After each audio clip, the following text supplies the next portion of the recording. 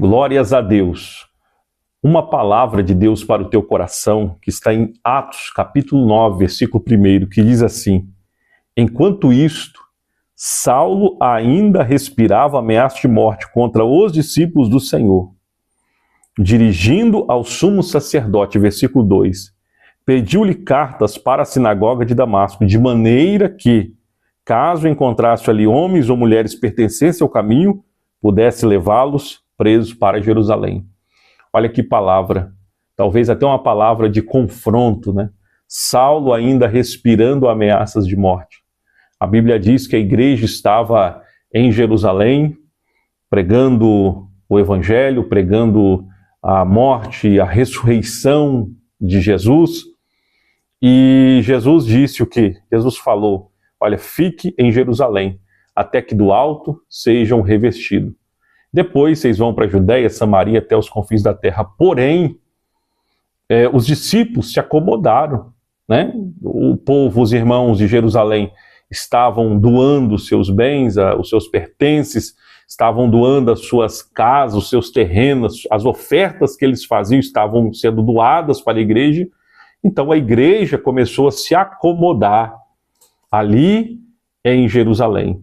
Mas a Bíblia diz que foi levantado naquele tempo dois auxiliares, dois diáconos, que um estava realmente fazendo o serviço do diácono e pregando a palavra, que era Estevão, e o outro, Filipe, bem conhecido, entre vários tantos outros. Porém, Estevão, ele destaca-se no meio desse grupo de escolhidos naqueles dias, porque os irmãos estavam tranquilos em Jerusalém, mas chegou um certo momento em que Estevão, que era um diácono, que foi levantado para servir os órfãos viúvos, ele começa a pregar nas igrejas, ele começa a pregar ali em Jerusalém, ele começa a falar que os judeus precisavam se converter. Então aquela mensagem que Jesus trouxe, a mensagem que os apóstolos começaram e depois não estava trazendo a mesma palavra de confronto, Estevão resgata esta palavra de confronto e traz para os judeus revoltados, ali diz a palavra do Senhor, junto com os fariseus, junto com os mestres da lei, apedrejam Estevão. E a Bíblia diz que ao apedrejar e matar Estevão, inicia-se uma grande perseguição sobre a igreja de Cristo em Jerusalém. E algo interessante acontece. Saulo, ainda jovem, ele segurava as vestes daqueles que apedrejavam a Estevão.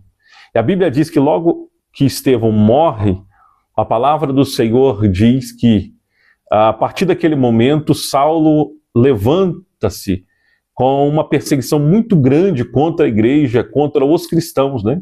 Que naquele tempo era chamado do caminho, né? Os irmãos que seguiam o caminho. Os crentes eram chamados de uma tal de seita, que alguns acreditavam que seria uma seita, chamada o Caminho.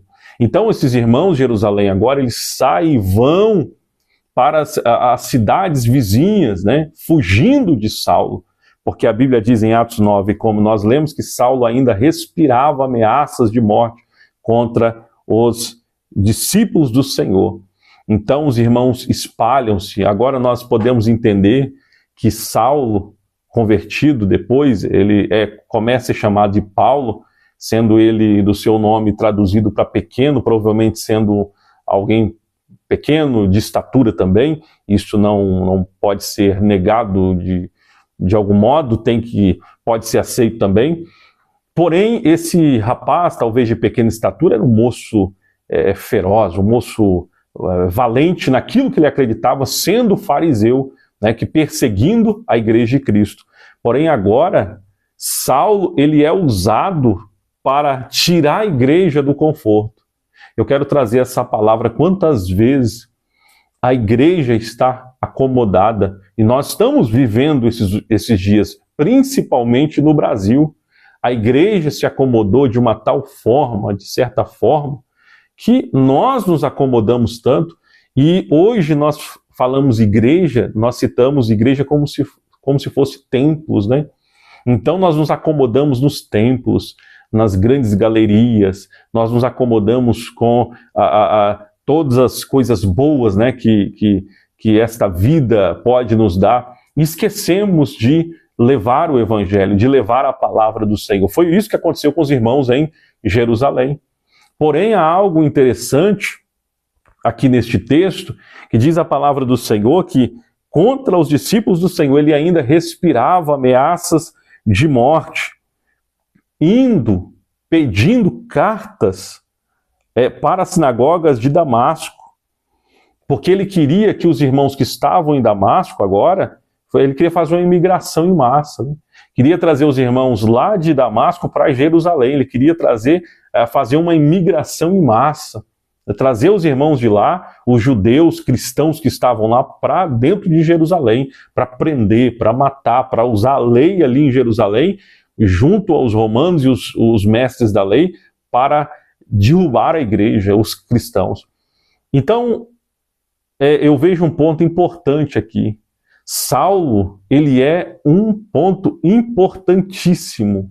Eu não vou nem falar uma vírgula, é um ponto importantíssimo. Porque a igreja precisava parar da sua acomodação. E quantas vezes nós também nos acomodamos, como eu disse, a igreja se acomodou aos templos, se acomodou aos lugares tranquilos, né? A igreja se acomodou e nisso também veio que a palavra dinheiro. Nós nos acomodamos a respeito do dinheiro, a respeito do luxo, dos prazeres dessa vida. As grandes lideranças, infelizmente, no Brasil, eu não posso falar para fora do Brasil, mas no Brasil nós temos visto essa acomodação sobre o Evangelho. Não se prega mais o Evangelho, não se fala mais de Jesus. O Evangelho foi, em certa parte, extinto das igrejas dos templos, né? Que igreja somos nós? Dos templos.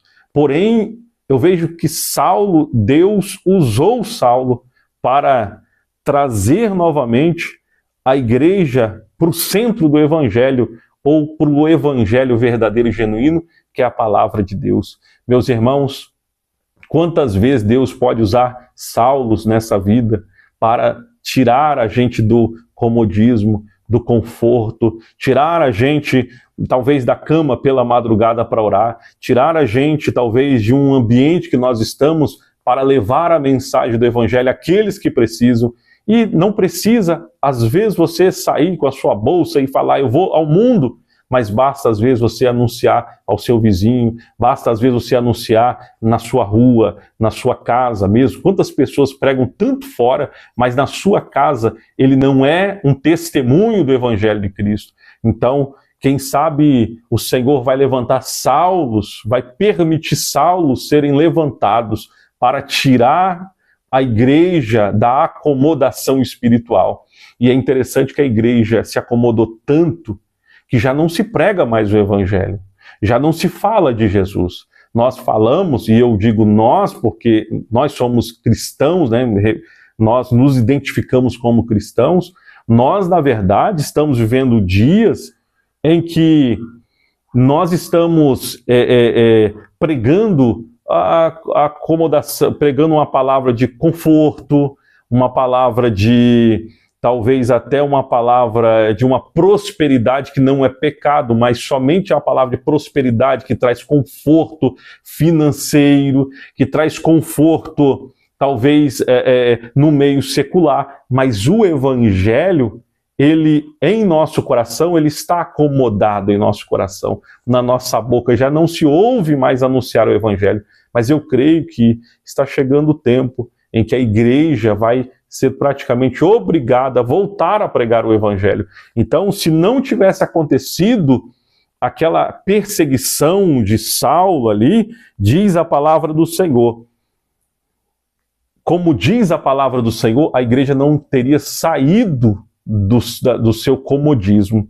Mas a Bíblia diz também que o mesmo Saulo que persegue a igreja, agora Jesus se apresenta a Saulo e Saulo se converte. A Bíblia diz que Saulo, ele agora entrega-se a esse Jesus a quem ele perseguia. Agora ele chama de Senhor. Agora ele chama, Senhor, o que é que o Senhor quer que eu faça? Agora ele é um escravo de Cristo. Agora ele, no mesmo instante, ele tem uma opção, e a opção dele é dizer assim, não, eu tirei os crentes do comodismo, agora O Senhor tira eu também do meu comodismo, da minha vida de autoridade, como fariseu, como príncipe entre os fariseus, um homem de autoridade que pegava a carta e perseguia. Então, nós vemos, por um lado, o Senhor, ele permite até a perseguição na igreja, como permitiu no passado, ou ele permite algo para que a igreja se levante, mas por outro lado, agora Saulo, né, ele levante-se convertido, porque ele estava enfurecido contra a igreja. Então, Deus primeiro usa ele permite ele perseguir a igreja e depois converte ele. Olha que interessante. Então, irmãos, há momentos que nós vamos passar como igreja e não enxergar mais a necessidade de falar o evangelho. Mas aí, olha o toque que a palavra de Deus nos dá, que o Espírito Santo fala. Nós vamos, em algum momento, sair do comodismo, porque o Senhor vai permitir para que possamos proclamar o Evangelho de Cristo e anunciar a todas as nações. Deus abençoe a sua vida, em nome de Jesus. Deus te abençoe.